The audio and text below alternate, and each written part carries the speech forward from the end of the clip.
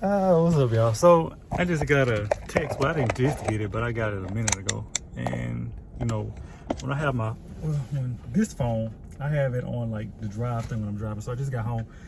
So I got a text from the agent that has our house. It's the house that's how can I describe it? All I can say is it has a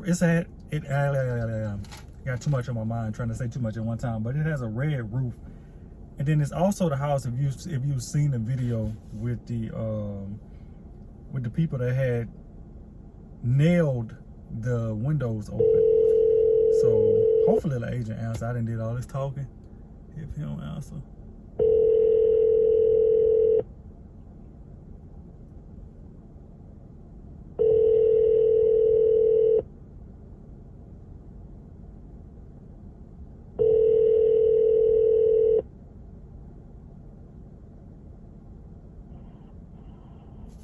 It's Cody. Hey, what's up, Cody? Hey, I'm doing good. How are you? pretty good. Can't complain. All right. Look, I wanted to connect with you.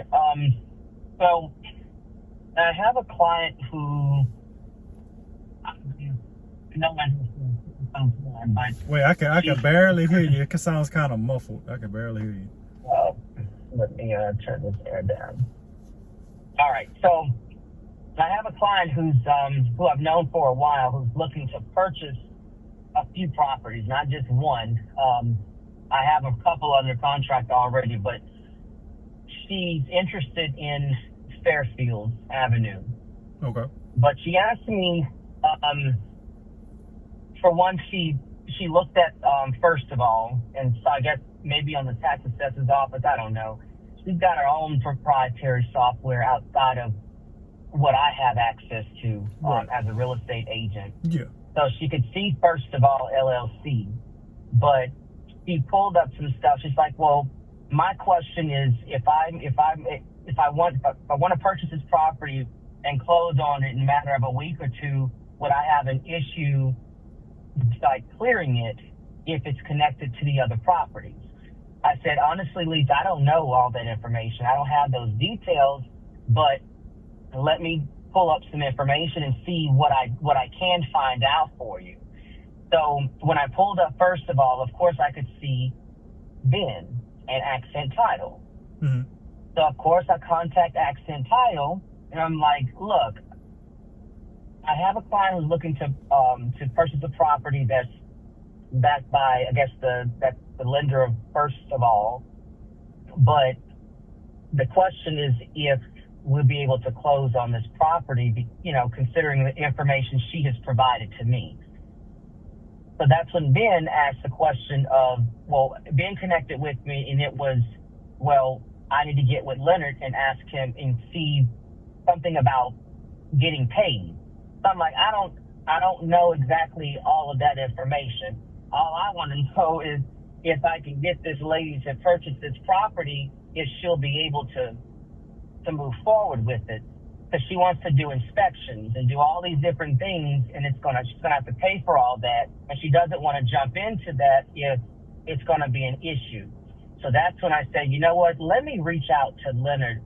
I said, me personally, I said, I'm one to reach out to my client and have a conversation with him because I don't have those answers and I don't know what that looks like or exactly I know what she's trying to do, but I just don't have those answers. So that's why I wanted to reach out to you and ask you if could there be an issue if she does purchase that one property, and I think she might actually pay over what's asked. So if she wasn't serious, it'd be a different story, but she is, because she pulled her own information. I guess as a preliminary abstract. I have some clients do that, not many, but when they're doing multiple properties, then they usually have a little bit more experience in that side, seeing, if they dealt with blanket loans or if they have dealt with multiple properties and so forth, which she has. So I wanted to put that bug in your ear If I've worked, look, so I've worked with investment properties, I've worked with fix and flips, and I've worked with DSCR loans, but I don't know anything about what's happening with, first of all, or even if there is anything out there, what opened up the door was, can I purchase the property, or will I have any issues purchasing the property if it's up against these other properties that's backed under, first of all, and owned by your client who's got it listed? I don't know. So I didn't tell her I don't know. In my mind, I'm thinking I really don't know, but let me get those answers so I know how to advise you in the next step. And I have a buyer broker agreement with her because, she's a client too. But I have a listing agreement with you and Collins Housing. So I'm very careful of my communication, especially if I don't have the details. I can only go based on research and what the client is providing to me, and I can only advise based on what I can gather, if that makes sense. So I was hoping you can help me here and understand where, I don't have that answer. Right. Yeah, absolutely. I really understand. So all the properties, they're under one thing, but they're not all connected, if that makes sense. I know what you're saying. Okay. Like, I guess when people buy like portfolios, that whole portfolio is connected under one loan, and you can't sell them. You can't break them off individually. You have to sell them as a whole. Is that what you're kind of thinking?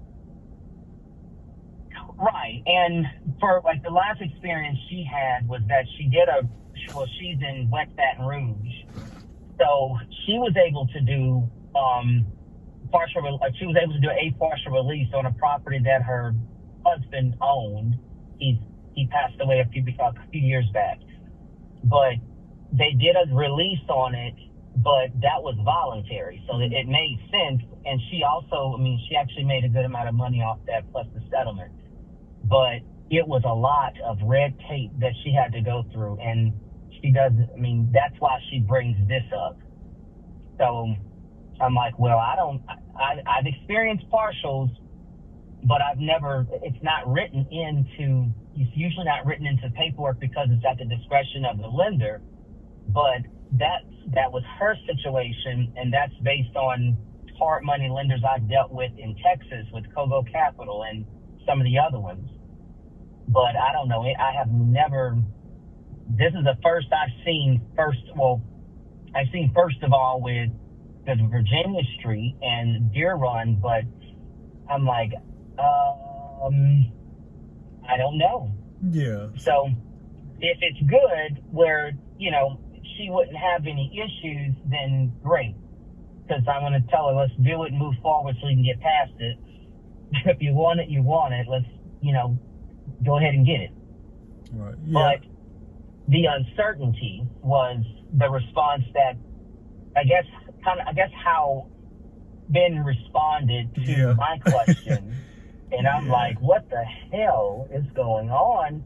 That's not even what I asked. So oh. So as you can see, you see who owns, first of all, lends us money to buy some of these properties, and you can also put two and two together to see who owns the title company that we work with majority of the time, well, right. 99% of the time.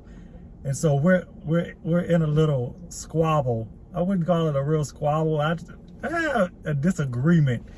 Not even a disagreement. So basically, all the properties that we have. So I guess I can fill you in on everything because it's not really anything too personal. So I went to our, let's just say our lender. I went to our lender, and I want to say that might have been on Juneteenth or either the end of May, something like that. And I let them know, hey, we need some money to fix these houses up, because as you can see, Fairfields doesn't need much. Maybe some new flooring in the kitchen, and the washroom is what's going to need the most work because you're going to have to pull that floor up. Well, maybe not. Right. But as you can see, most of these properties don't need a lot of work. I know Virginia Street was just lot value to us, but the rest of the ones that we have don't need much work. And I went to him, I was like, hey, we can max out on these properties if we, you know, put maybe two, three, maybe $4,000 or $5,000 into, you know, each house. And Fairfield would probably need about $5,000 worth of work with the floor and stuff. But went to him and I let him know, like, hey, we need some money, you know, and I explained to him and I brought him all the pictures, like, hey, this is what each house needs. We got this quote and this quote and this quote, and we had the work and stuff lined up to get done. And I was like, hey, we need this, this, and this in order to refinance these properties.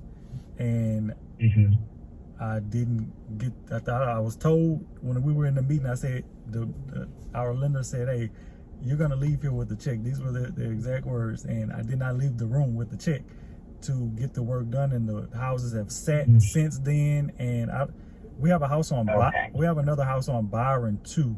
But that house has, before we bought it, it ended up getting shot at.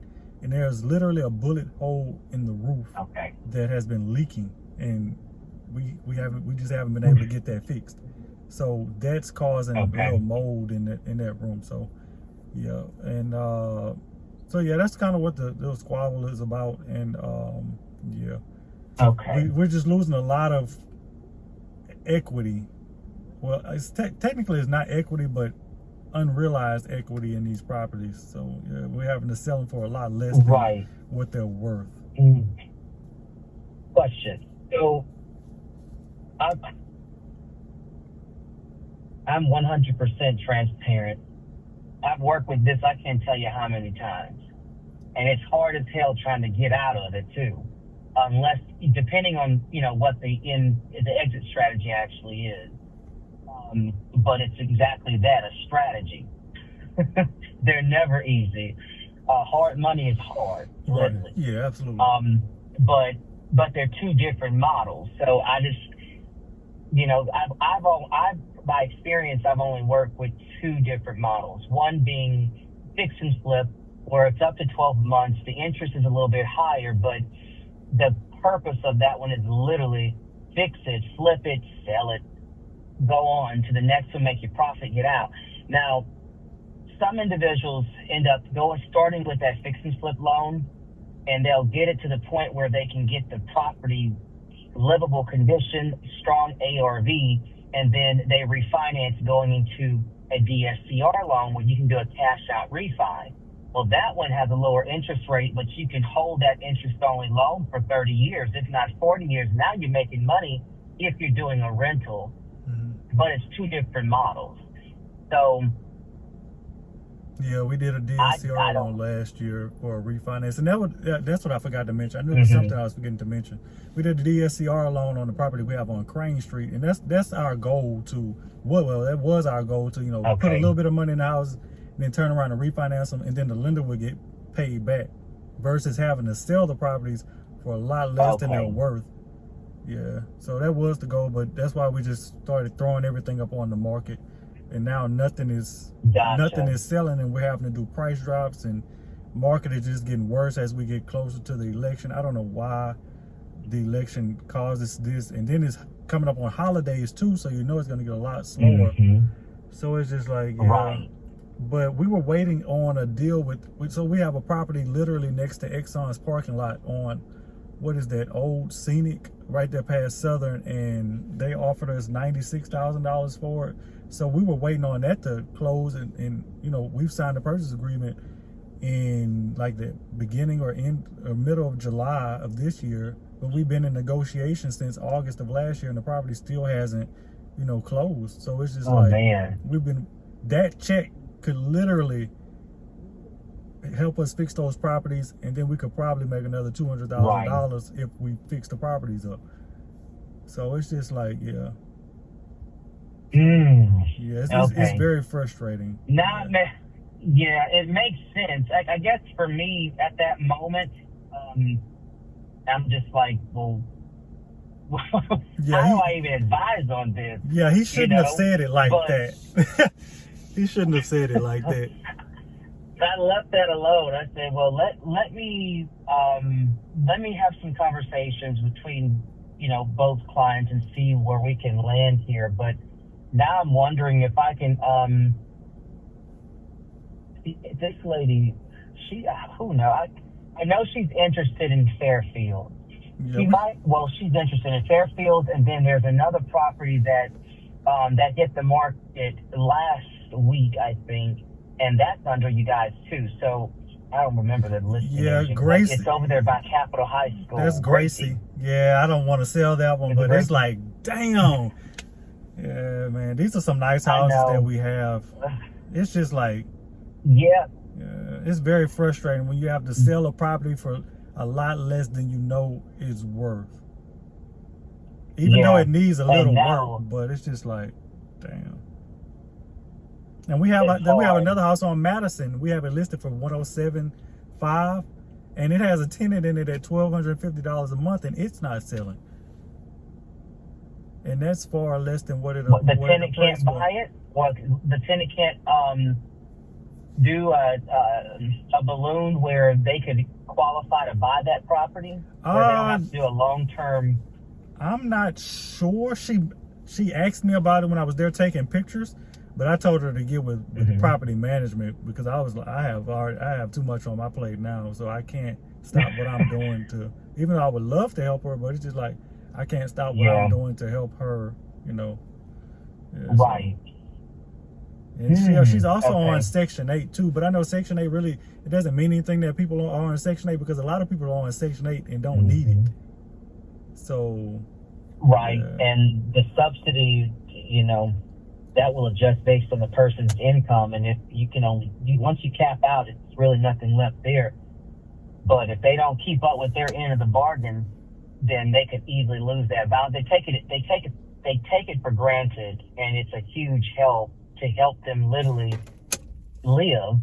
But some people don't want to pay $2 a month. I evicted somebody back a few years back at Cherry Creek who couldn't pay $2 a month.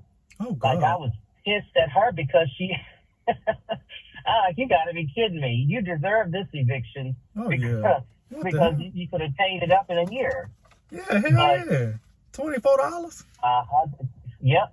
It was literally $2 a month, and the monthly payment the subsidy from Miss Anderson at the time with Baton Rouge Housing Authority, it was like almost $900 a month. So she got $898 a month that the subsidy paid, but then the tenant was supposed to pay $2 a month. Well, she was late, so she had late fees, and I had no problem evicting her.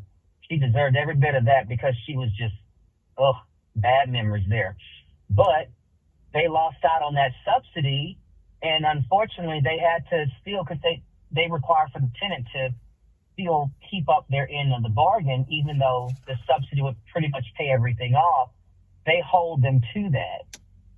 So, you have to it's a consolidated receipt that you're doing for those RTAs. Right. It's quite interesting. But between all of the I don't even know how many, between all the properties that you guys have that you have for sale versus what's for lease or whatnot,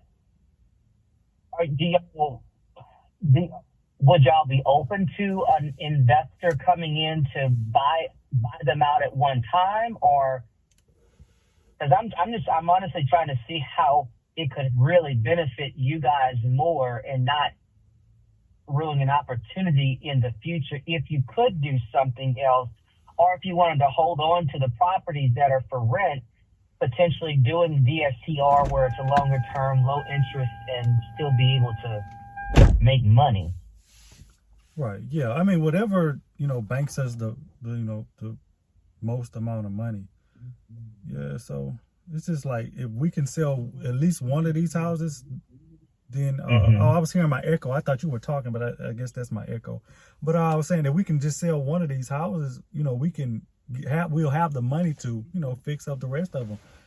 And so then we can get more. So, but yeah, whatever banks us the most money, because at this point we already have the properties as low as we can get them. Stacy has a house listed in Denham Springs that, we have it listed for $69,500 or $68,500 or something like that. Mm-hmm. And it's worth a lot more, and like a lot more, and it's not selling.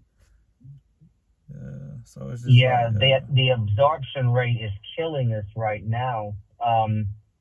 because it's like, even though the interest rate is, it's definitely decreasing, the market hasn't shifted just yet. We haven't caught up with it yet.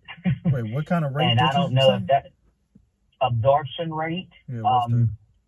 considering like your average days on market, usually if you have a decent interest rate, you have more buying power, and it'll slowly convert back to us having or being in the middle of a seller's market. We haven't even reached the cuff of a seller's market yet. We're still right there in the middle. And usually, like a couple of years ago, when that happened, it immediately went to seller's market, and sellers controlled the tempo. Right now, buyers are controlling it, but then sellers are controlling it too, only up to the point of if the property's in good condition where they can get a mortgage on it, where it won't have an issue with appraisal or sub to appraisal, then it makes sense. Right. Well, investors are winning based on what they're trying to do. The rental plans, those are actually doing pretty good depending on how they set themselves up. But that's how all of my investors are doing. They literally did cash out refis, did all rentals, and they're finally making money off of them. But as of yesterday, they're saying once the interest rate dropped closer to 5%, they want to go ahead and sell everything off and re-up on their portfolio. Mm-hmm. Like, you can go ahead and do that, but it ain't gonna change just yet. I'm like, just hold tight until this election's over with, because we don't know what that's gonna look like after.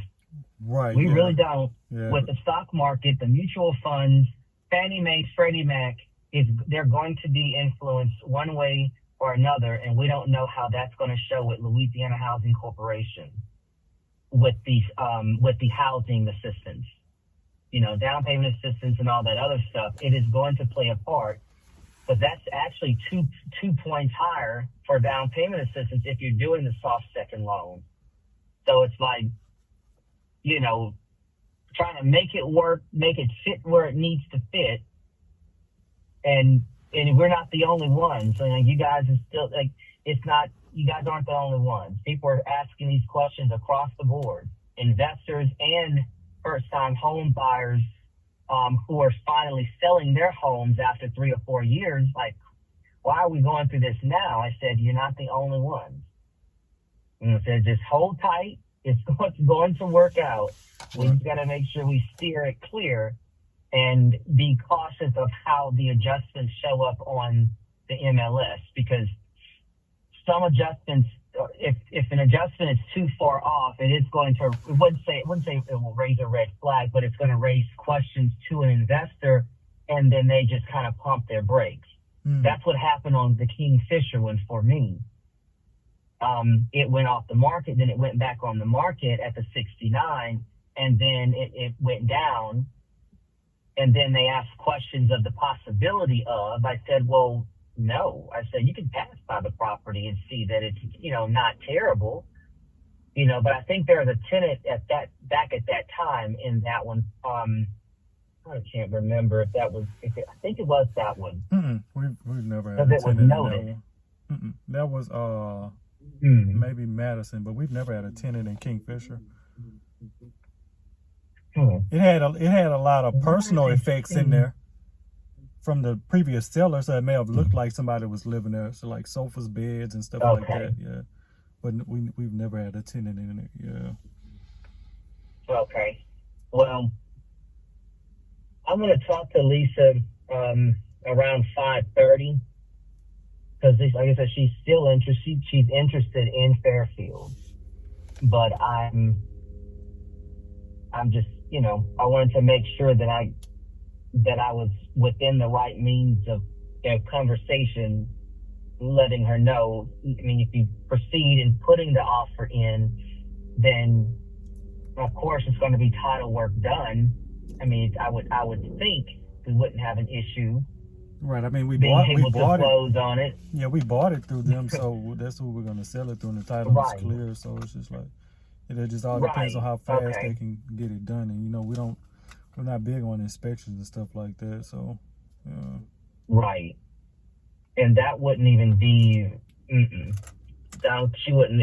At that moment, wouldn't even ask. It's going to be basically how we did before. Do your due diligence prior to, and just be prepared. Like, go ahead. If you have an inspection, have your inspection, but have your inspection before you write an offer, before you're wanting to write an offer, because of the due diligence period being knocked down and deposits or whatever. Yeah, that's why we sent that So, thing on Fairfields about what it needs, what the city said it needs to have mhm. the utilities and stuff turned back on. It just needs 2 things. Well, 2 or 3 things, something like that. But yeah. Yeah, super small. And somebody's I got busted, one something of the going windows out. with Mr. Byron Bailey.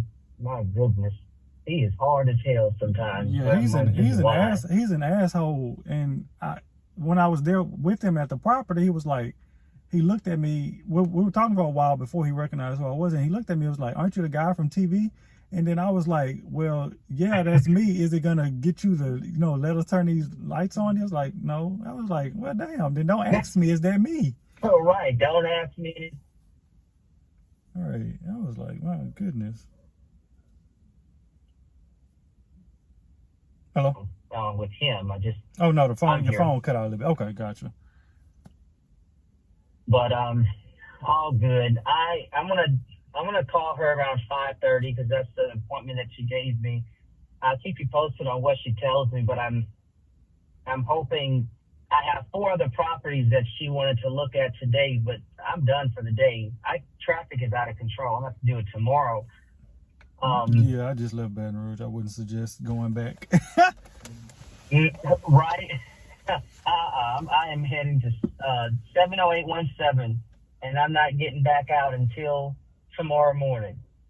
But I'll keep you posted, or you got both of you posted on what she provides to me. If she asks me any other questions, hopefully she don't ask me nothing else, because that one kind of threw me off a bit. But talking to you, it makes sense. But that's information between us. That's not information that she's going to even know. Right. I just didn't know how to explain that. Who would? Yeah, I guess just wish Ben wouldn't have said it like that. He's a little disgruntled. Yeah. So yeah. Feel. Wait, what's that? Phone cut out. That's what my mind was saying. Well, just tell me how you really feel. But my takeaway was, okay, well, they're in on it too, and they just want to see that the properties sell quickly and at the right price. That's all. That's pretty much what I gathered. Oh, that's what you gathered from Ben? Yeah, well, yeah, that's pretty much what I gathered. Oh, if he wanted to see them sell wanting to get the property sold. If he wanted to see them sell at the right price, then he'd give us the money to fix them. Fuck. Yeah. Because I mean, more money for us is more for him. But I mean, they make, first of all, makes their money on the interest. So yeah. Yeah. Well. Does she buy in Denham Springs? Yeah, so she buys in Denham, Livingston Parish, East Baton Rouge Parish, West Baton Rouge Parish, Plaquemine, or Iberville Parish. She just mentioned to me about Jennings, which I don't do too much in Jennings. So she's kind of locking herself down to West Baton Rouge, Iberville Parish,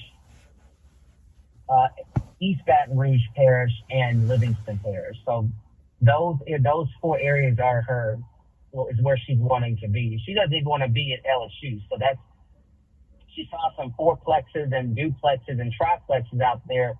It's like, I don't know if I want to be at 70820. I said, that's probably a good idea. Tigerland can't keep it together. Right.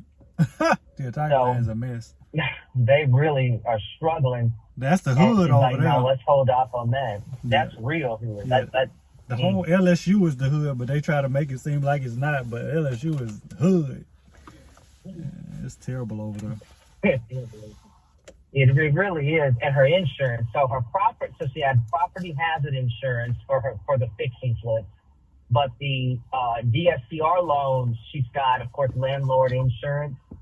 And the properties that have experienced and will have a history of claims,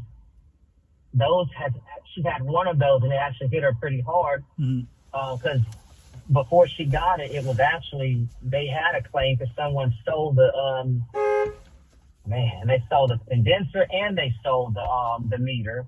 God, no. And and she got hit hard on the insurance on that.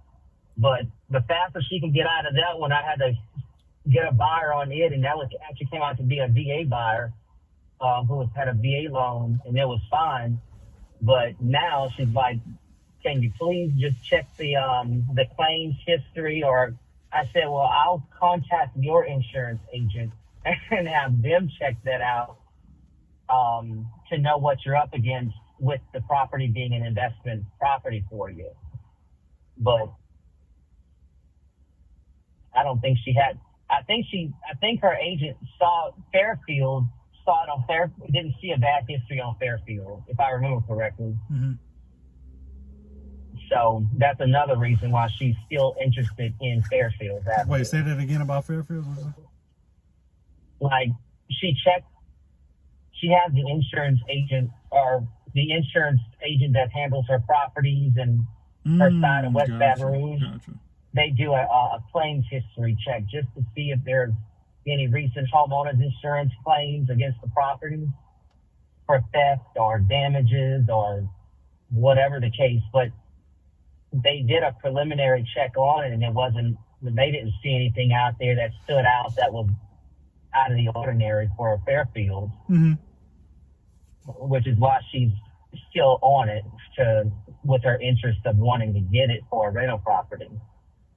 Gotcha. So I'm like, okay, well, yeah. So that's where the door really opened. And then when that last question popped out, I'm like, well, if this wasn't a situation where both of you guys are my clients, that'll be a different story. And I'll just be contacting,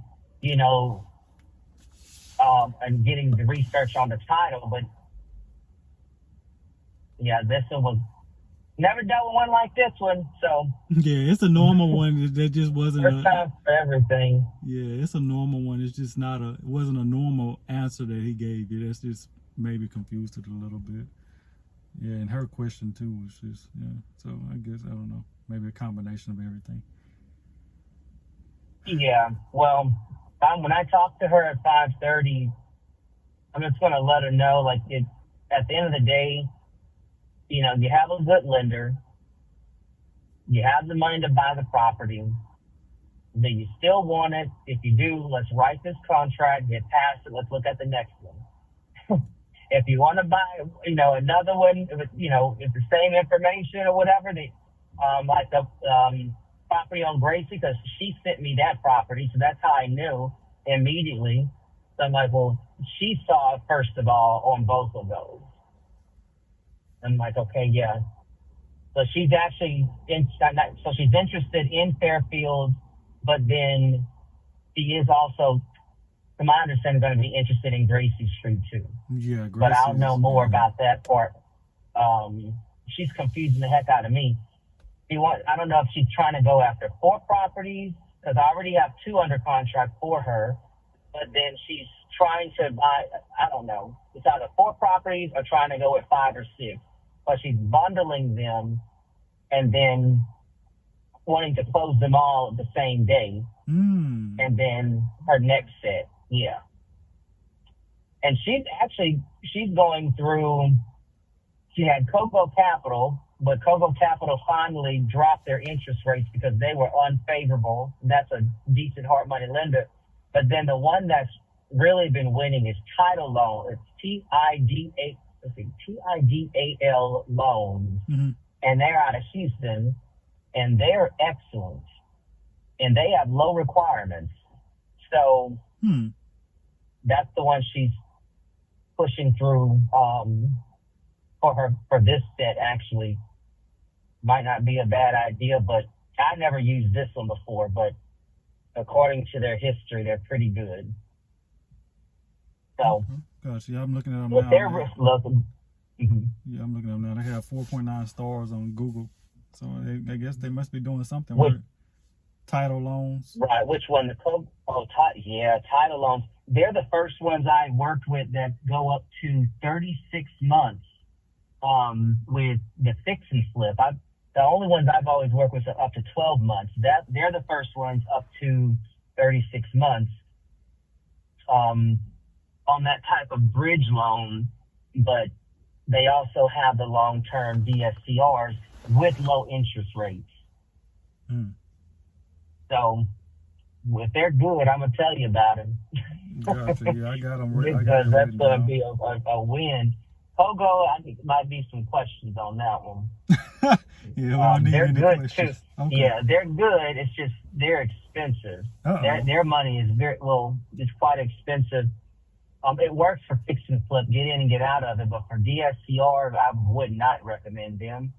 But Yeah. title, I recommend them for sure because they stick with you like a partner, like for real. Yeah, the DSCR loan we had like $12,000 in closing. So I was pissed off by that because that was wrapped into the loan, and it was just We went through not movement mortgage. We went through shit. I can't think of it right now, but we went through somebody in Baton Rouge. I think that company may be dissolving or something now. I don't want to know about that one, man. It's PR. They're that expensive. It's PRMG Mortgage. And the person we worked with was Summer Klein. But yeah, won't be working with them. I haven't worked with them personally, but yeah, it was a headache dealing with them.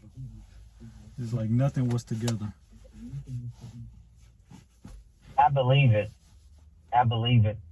Well, think about that title on that one, because so far they seem pretty decent.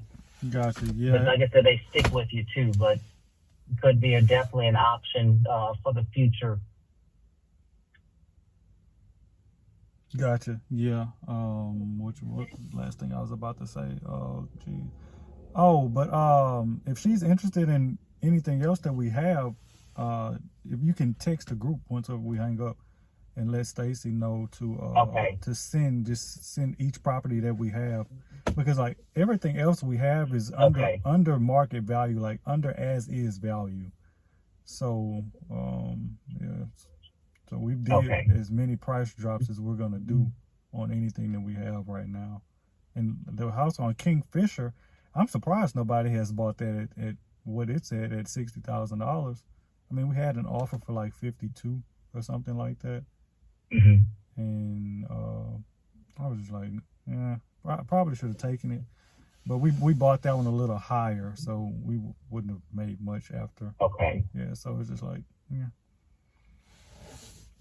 Well, I'll text the group and see if I can get the details on those, because I know Stacey usually sends me a link if there's an adjustment or a price drop or whatever, and she'll send me and I can pull it up and I would share it with my clients. But I haven't done that since the Gracie Street, so so I'm gonna text the group, and then from there that should give me enough time before my 5:30 call with Miss Lisa, and then from there she might, fingers crossed, might be able to grab more opportunity than just Fairfields. Yeah, that would be awesome. Yeah, because she could probably grab two for the price that she can grab Fairfields, but Fairfields is a nice house, so it's just But yeah, it is. It is. I haven't shown the house to her just yet. She saw the photos. I've talked to her about it as far as interior, going through kind of the photos, explaining to her how it looks on the inside, how big it actually is. Yeah, that house is huge. From what I gather that's a lot of house. That's a lot of house. Mm-hmm. But hopefully she grab them. Like, she's ready when it comes to paying for her props. Some of these properties will go and most likely go through the the private money, but some of them will not go through private money. She'll write the checks out for those. I just don't know what her true buy box looks like. I have to finish that conversation with her this afternoon. But if it fits within that buy box, I'm like, look, Leonard, let's work this deal out and have her buy as many as she can and work the deal out Right. if we can, if the numbers make sense too. Still got to win. Yeah. But I don't know today. But I'm going to send a message in the group to see what I can get before my call with her and see what we can work out. Okay, perfect. Any more questions you had about the lender thing? I think I answered pretty much everything I can think of. Yeah. Yeah, you've already answered it. It makes sense. Yeah, that was just a shady. It already makes sense. Yeah, that was a shady response that he gave. I wish he wouldn't have said that. Well, yeah. I guess, I don't know. Maybe he had a lot on his mind. That's what I'm going to say. Maybe he had a lot on his mind. It just kind of popped off out there. I'm like, okay. Nah, he just in his feelings. Right, well. He's just in his feelings. Yeah. He thinks we're trying to get rid of him as a lender. Yeah, he's made a lot of money over the last couple of years off of us. And we're not mad at it, but it's like, it might be time to try to find new and cheaper money. So yeah. I don't even want to know how much that money is. Oh, it's costing a good bit. Yeah. So these little small checks that you've seen us get, they've probably gotten a lot more. It's a like I'll give you a detail on one, for instance. So we have this. I'll give you Fairfields, for instance. We paid $32,000 for Fairfields. And this is public information. This is the information you can go and look up.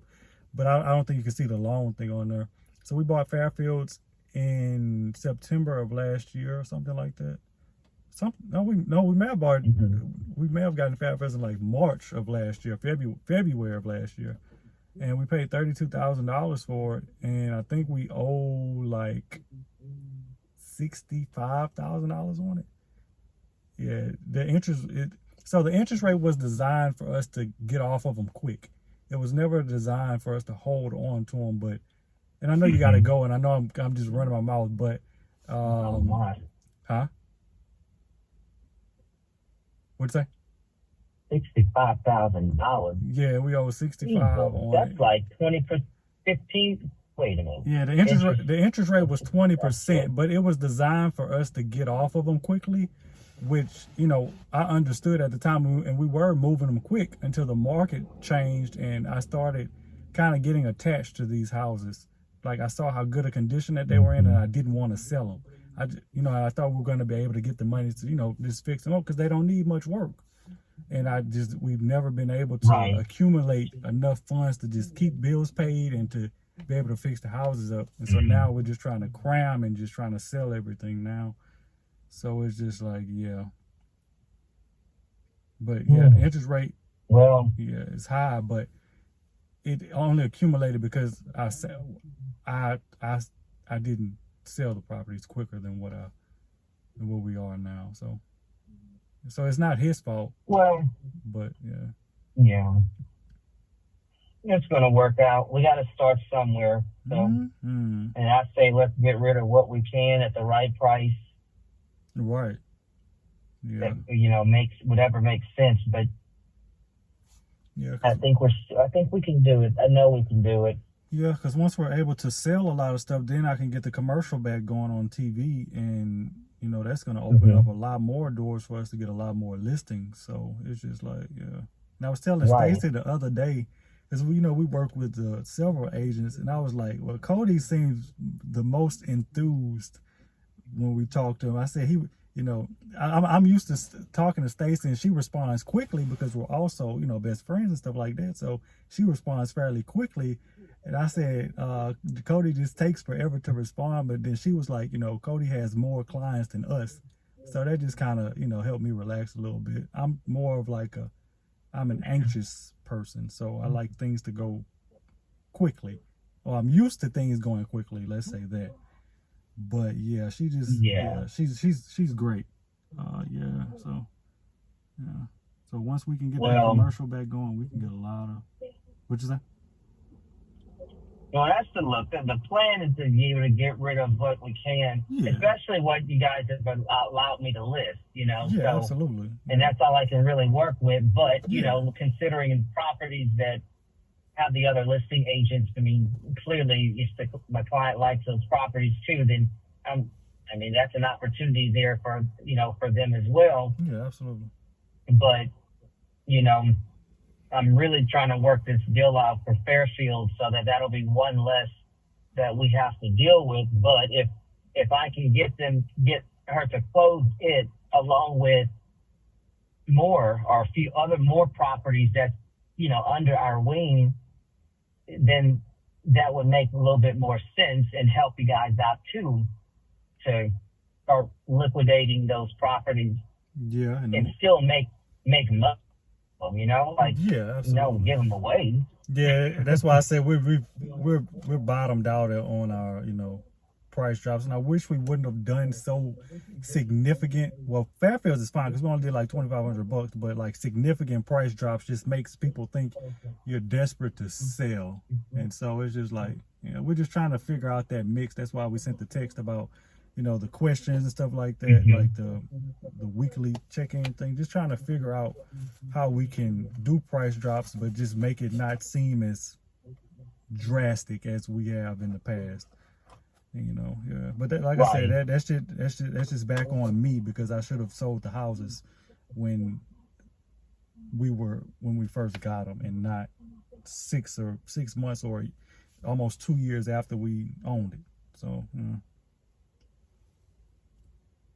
it's a learning lesson. Well, we live and we learn, but there's still a very strong opportunity here, and Yeah. we still have buyers. We might have more investor buyers with their plans set versus someone who wants to get a conventional loan and fix it up for themselves and their families. I just have more luck with, I guess, over luck, blessings in disguise with investors I've worked with that ask questions, and I'm like, hey, look, check this property out. Or they'll bring me a property like, well, you know what? I actually, very familiar with these owners. Let me talk to them and see, if there could be a potential opportunity. I had to do that with an investor that sold properties out in Denham Springs, the Duvall family, because they're the ones that bought the property from you guys with the Rev Manuel Street, and they done leased it up, and it looks deep. It looks very good actually now in Port Allen. But that's the Duvall family, that triplex on Rev Manuel. Yeah, that's another one I wish we could have kept, but They renovated that property to the extreme. I said, guys, don't do too much now. yeah. I mean, do it, You but know, remember, it's affordable housing. right. Remember where you at. Remember where this property is They located. took it to $900 per unit. I said, you're crazy. That's what I thought. I said, you're crazy. Did they get it? Yeah, what do you mean? I said, you're going to, no. They got 765 times 3. I said, that makes more sense. Right. I actually handled the lease up for those, and I had to adjust them down. I said, if you do 900, you're going to have a lot of vacancy loss. No partial, full vacancy loss. So it turned out that they won and ended up refinancing it by the time I leased the third unit. I'm like, oh, okay. Now that I don't know what they're going to do now. I don't know if they're going to hold it or sell it. Yeah. But so far, they're pleased with it. Okay. Yeah, that's cool. So how much do you think it's worth that now? family. Say that again. How much do you think it's worth now? Right now, let's see. They did a 1025 on that. Was it a 1025? This is the crazy part. For the rent multiplier for the appraisal was around 220. Uh-huh. But when they did the cash out refi, it came back at like $170,000. Mm-hmm. I'm like, wait, how in the world did it show that? So when I look back at my RPR, because I did a BPO for them and I submitted it, had my sponsoring broker sign off on it and everything, but that numbers came back as around like 165,000. But it was because we didn't have any triplexes out there. They were looking at the records of downtown Baton Rouge. Oh God. I'm like, well, that Damn. will explain why it's was that price. But they were able to work those numbers out. But now, yeah, for investment purposes, the cap rate is right around 16%. Yeah. And that's with insurance and everything. Oh wow. That's high. So they did it. I think that's one reason why I still have them, because I think we cursed each other out many days. That's one reason why I call me at 6 a.m. in the morning. Wait, say that again? But they're another. I said, that's one reason. I said, with that investor, there are many days we've cursed each other out, but at the end of the day, they still call me at 6 a.m. in the morning, getting ready for the next big deal. Oh wow. So, and they're still on the on the list too with investments, because they're doing a lot of investments in 70805 and in 70802. So they could actually they might be interested in East Street in Denham Springs. Pictures. That's how I know those specifically, but they're from. I mean, they live in Denham Springs. That's their area. They own a lot of stuff out there, and in Central. I wonder if they'll jump to that East. Yeah, because East is. I feel like East is the best deal that we have, because the comp that we had when it was fixed up and sold, I think it's over like 120, and we have East listed at 69, and it just needs a fresh coat of paint and a nice wipe down clean, and that's it. It has a lifetime, one of those lifetime roofs. What do you call them? The tin roof or whatever. But nice size lot. Okay. No houses next door to it. I'm almost home now. I'm going to pull up and I'm going to text the group and see if Stacy can send me what she's got on the property. Because I talked to Lisa and talked to the Duvals about what we have, and see if they'll jump to any of those. I feel like they'll jump to Denham's, to the I think it's 416 East Street. Yep. I mean, that's their neck of the woods, and it's down from the Denham Springs Housing Authority. They actually tried to buy that. I said, y'all are. That's not working they tried out to too buy well who? just yet. They tried to buy They East? tried to buy. They tried to buy the Denham Springs Housing Authority properties right there down the street. What? I mean, it's a big property over there, but they drove into it like, okay, well, these buildings are vacant. I wonder if we can get these. I said, well, you're going to be wasting a lot of time, because according to Louisiana Housing Corporation, they're going to be tearing those down. They're not building them out anymore. Right. And they don't want to have them adjudicated, but it's a loss. But to my understanding, they're wanting to tear them down and be able to construct something else there. But that area never came back up after 2016. The 2016 flood, they just left it there, and it's just on the HUD properties to address and tear down and reconstruct. But the money's kind of funny with Denham Springs Housing Authority right now, and has been since 2016. But right. Yeah, so I'm pretty sure they'll be interested. I think they'd be interested in East Street, because that's the area they were looking at, and they would end up putting it on Section 8 anyway. But I mean, that's a win for them if they decide to. Right. So, but I'm just thinking, what we can unload reasonably and still you guys make a very good profit and get to the next set. And fingers crossed on these numbers with our interest rates, because it's not going to really pass through until probably the next 15, 20 days. And that's give or take what's expected with the election. So I'm kind of monitoring that now to know what to expect, to know how we need to. I don't know how it's going to affect our absorption rate. Right now, it has affected heavily, but that's the market. The average days on market versus the absorption rate, we're lower. It's a lot there. But I'm hoping it's going to change as we approach mid-October. Mm-hmm. I think it's going to change. Yeah, it's definitely going to change. Just, yeah. I just hope if a certain candidate gets in, they don't try to sabotage the economy. Yeah. Yes, that's going to suck, because I know that a certain demographic can, trash the economy, because they control the economy. So it's just like, hopefully she doesn't get sabotaged if she gets in. I'm not trying to get into your personal business, like with the election and stuff, but yeah, I just know that can happen. So. Right, and some people just don't know how to lose. Yeah, man.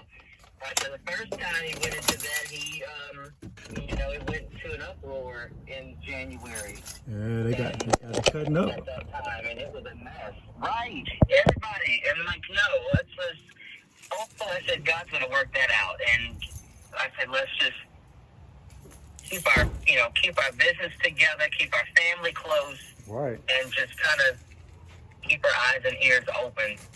So that protection layer is definitely something that we know what to expect from what we all experienced as a nation, but at that time, the fact we got to walk this line again, I'm kind of over it. Yeah, to say this is the United States, and it's a democracy. It ain't too united to me. It never has been. Right. So. Right. Feels independent more than anything. Right. Yeah. But all right, well, I'm not going to hold you much longer. Let me text the group and see what information I can get from Stacy, and I'm going to gather my thoughts and get ready to connect with Lisa and connect with Miss Bonnie, the other Pinner Springs investor.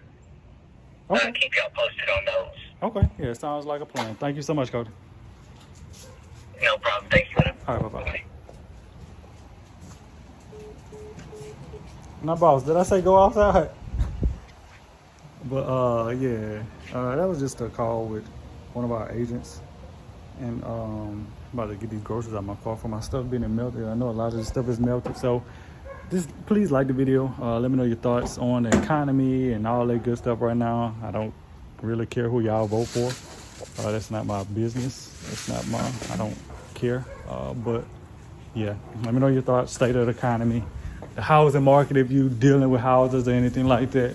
And yeah, I'm trying to think of anything else I wanted to ask y'all. But no, just please make sure you like the video and comment. And so I'm gonna see y'all later.